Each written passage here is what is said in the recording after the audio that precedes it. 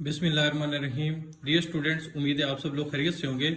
Students, आज की इस क्लास में हम unit 10 heat capacity and modes of heat transfer के कंस्ट्रक्टेड रिस्पांस क्वेश्चन सोल्व करने जा रहे हैं।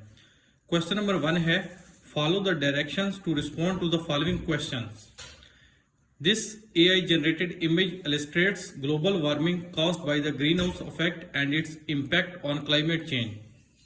इस क्वेश्चन में एक AI जनरेटेड इमेज गिवन है जो कि इलिस्ट्रेट कर रही है ग्लोबल वार्मिंग को, जिसकी वजह से ग्रीन हाउस इफेक्ट जो है वो काज होता है, जिसके क्लाइमेट चेंजेस के ऊपर जो है बहुत गहरे इम्पैक्ट्स होते हैं। It shows how rising temperatures due to the greenhouse effect led to more frequent and intense heat waves and hurricanes. ये जो एआई जनरेटेड इमेज है ये शो कर रही है कि कैसे टेम्परेचर के बढ़ने से जो टेम्परेचर बढ़ रहा है ग्रीन हाउस इफेक्ट की वजह से वो बहुत इंटेंस और बहुत फ्रीक्वेंट ह्यूरिकेन्स और हीट वेव्स को जो है वो लीड कर रहा है। Consider the concept mentioned above. इस कंसेप्ट को जो है जेन में रखते हुए कुछ क्वेश्चंस उसने पूछे हैं, उनके आंसर जो है हमने यहाँ पे करने हैं। इसमें पार्ट ए है, how do increase temperatures led to more frequent heat waves in cities. कि कैसे टेम्परेचर्स के बढ़ने से शहरों में बहुत ज्यादा हीट वेव्स जो है वो हो रही हैं। तो इसका जो राइट आंसर है, increase temperatures led to more frequent heat waves in cities due to. इसकी वेरियस रीजंस हैं, जिसमें से 3 रीजन जो है मैंने यहां पर जो है वो लिखी हैं। Number 1, urban heat island effect. Cities tend to be warmer than surrounding areas due to pavement, buildings and human activities.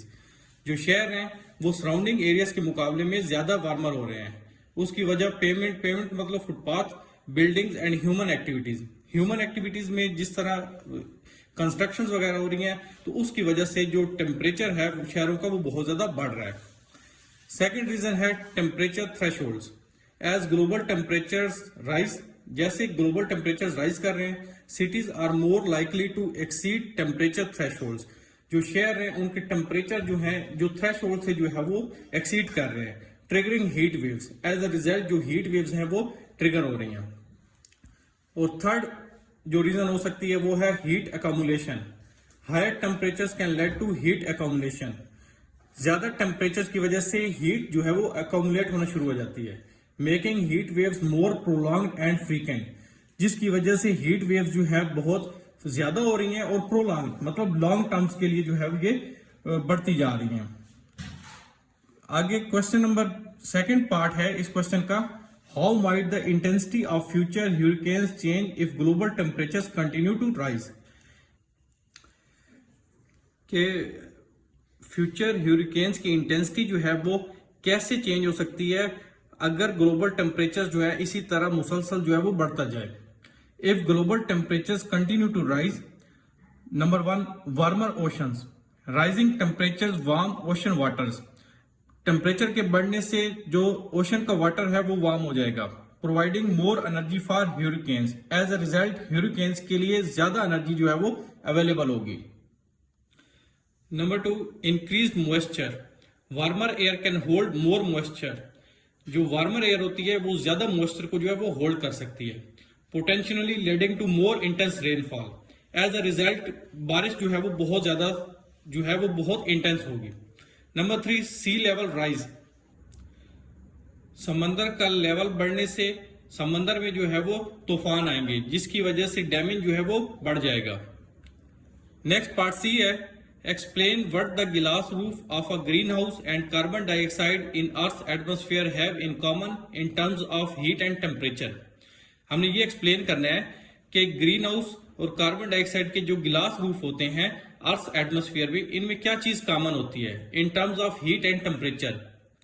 इसका जो आंसर है, the glass roof of a greenhouse and carbon dioxide in earth atmosphere have in common. Number 1, heat trapping. Both trap heat leading to warming.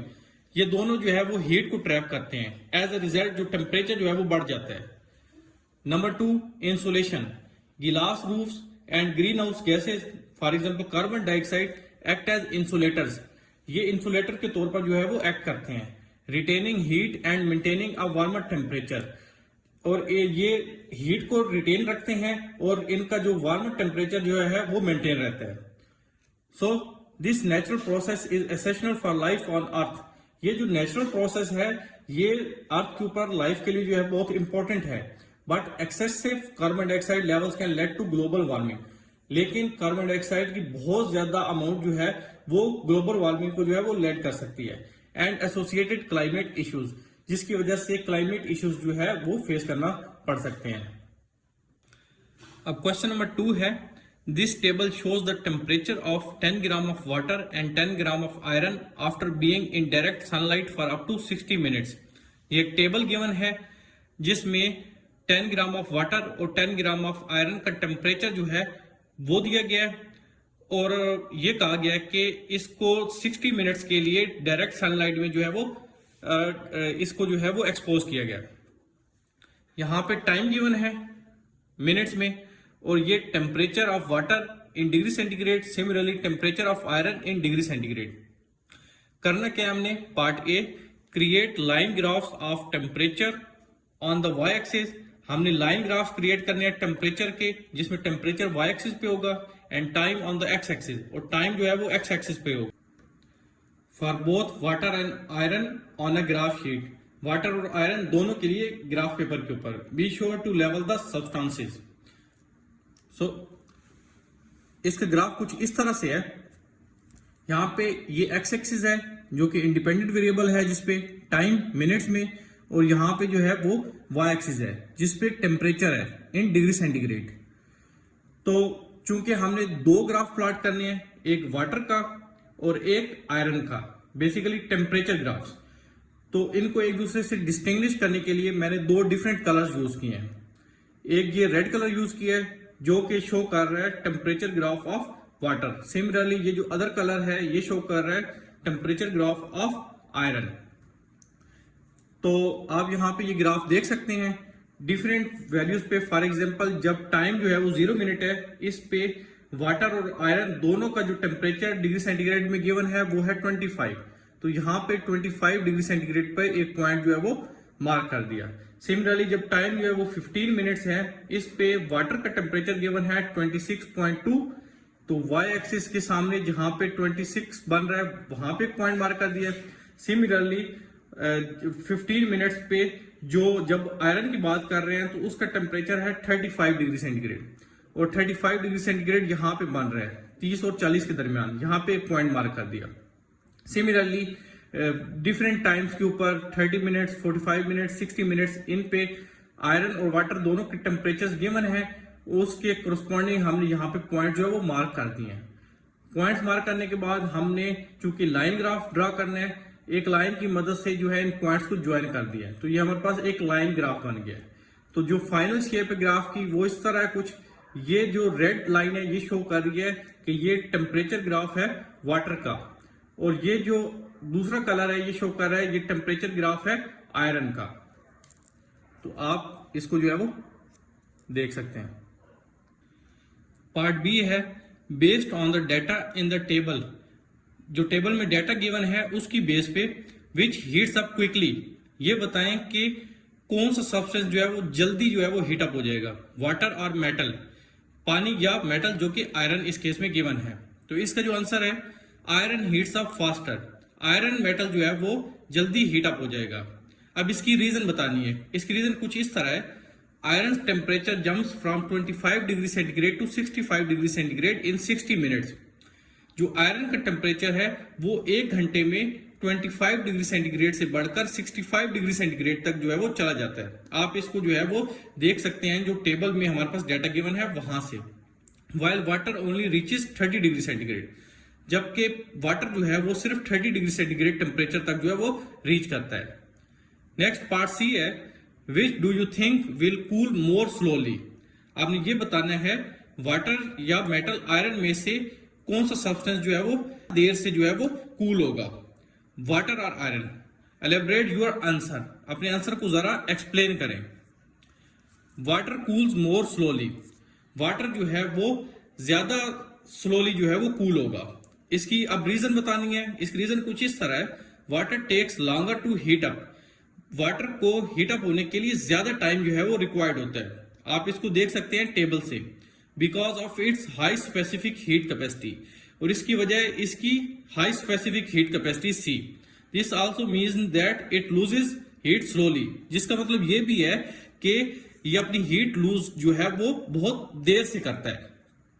Next part D है, when you boil water in an iron pot on the stove, जब आप water को boil करते हैं iron pot में चूल्हे के ऊपर, विच हीट्स अप फास्टर, तो बताएं कौन सा सब्सटेंस जो है वो जल्दी हीट अप जो है हो जाता है, ज्यादा तेजी से जो है वो हीट अप होता है।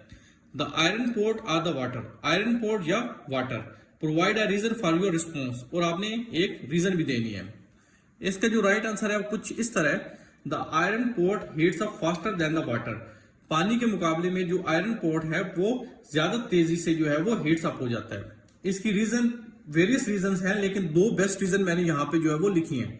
Number 1, iron has a lower specific heat capacity, iron की स्पेसिफिक हीट कैपेसिटी कम होती है, जो कि अप्रोक्सीमेटली 0.45 जूल पर ग्राम डिग्री सेंटीग्रेड होती है, जबकि वाटर की स्पेसिफिक हीट कैपेसिटी ज्यादा होती है, जो कि 4.18 जूल पर ग्राम पर डिग्री सेंटीग्रेड होती है।